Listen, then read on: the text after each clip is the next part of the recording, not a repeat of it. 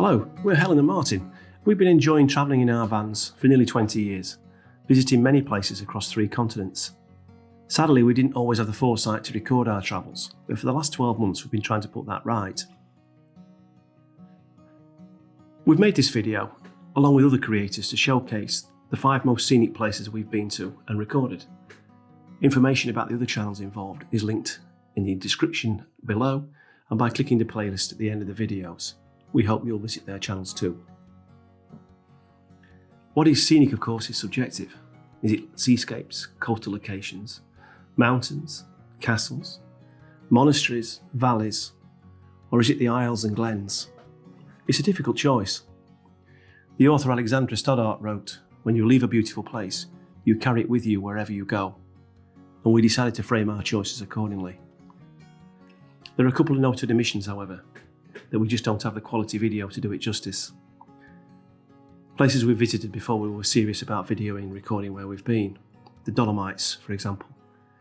The wetlands of Florida and our 4,000 kilometre drive around South Africa.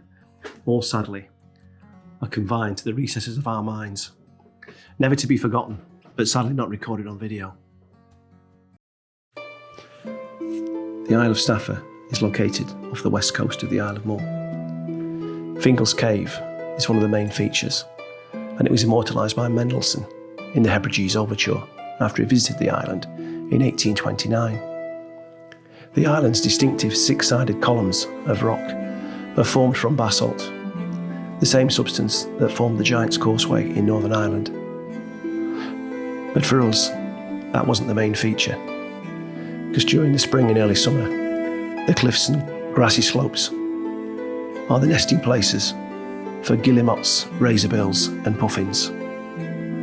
A photographer's dream.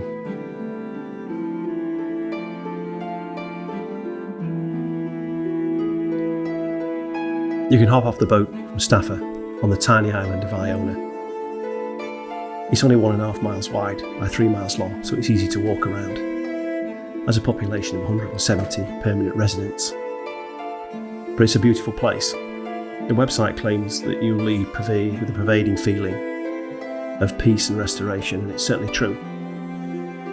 The colour of the water, and you could be anywhere in a tropical place or in some Pacific Ocean resort. It's absolutely beautiful. It's also got a lot of historic buildings. It's regarded as the cradle of Christianity in Scotland. And it's quite worth a visit around to the religious buildings and read upon its history.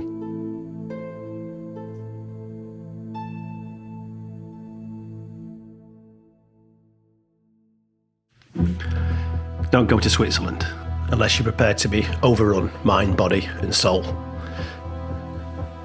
Our favourite place is Lauterbrunnen, where we stayed at the Jungfrau campsite. This gives access to the mountains from the site directly by bike. You can reach the north face of the Eiger. You can travel on the cable cars, on the railways. And then of course in the summertime, you can come down the ski runs on your bike as you cut across the valley bottoms and back up into the mountains. And look out across the skyline. You can also reach the Shiltorn and the James Bond Centre quite easily from this location. It's a fascinating place and one that you'll never forget.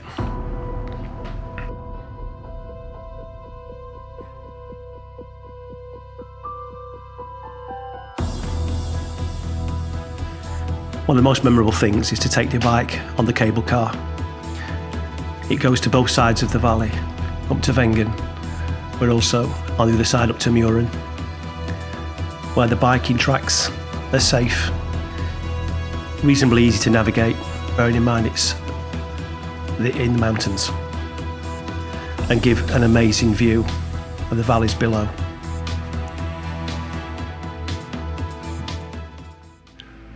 Someone once said there are times to speak and times not to speak. And pictures of Harris explain the story well without words. So I'll just say this. Nowhere really, in the UK at least, are the beaches as beautiful, the skies as interesting, and the sea as clear than on the Isle of Harris. And I'll leave you with the pictures to do it justice.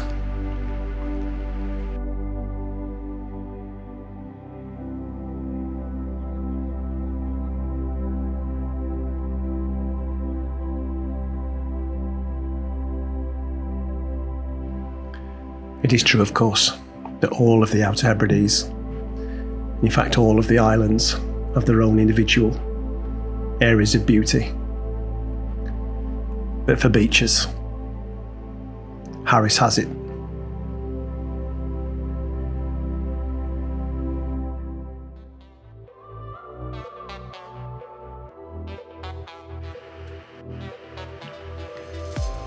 If you like your beauty wrapped in thrills and adrenaline, then come with me on a cable car ride at Fuente Day.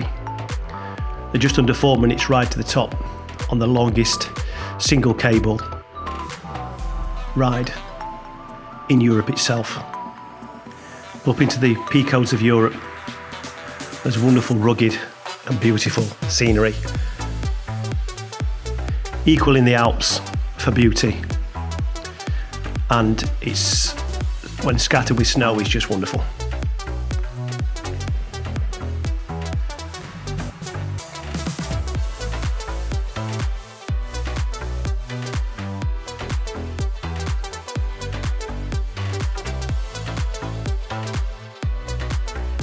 If you're photographers like us, this is just wonderful being up here.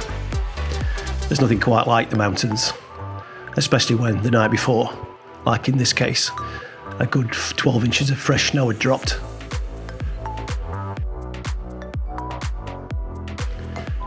It can make the passes difficult to navigate, and of course there is the threat of avalanche.